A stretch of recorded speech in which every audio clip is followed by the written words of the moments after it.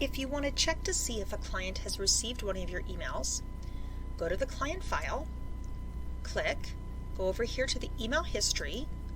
Obviously, we've sent this test person lots of different campaigns. This is the latest that I've sent. I can view it right here and see the email that she was sent, or I can click here and I can see when it was generated, when it was sent and delivered to her, and then when it was opened. If this particular client decided to unsubscribe, then at the top this button would be moved over for the slider and it would be grayed out, so you would be unable to send them any more emails from the marketing campaigns. If someone asks you specifically to unsubscribe them, you can click this button yourself, and then this client will no longer receive any of the emails that you send for the marketing campaigns. Don't forget to hit save.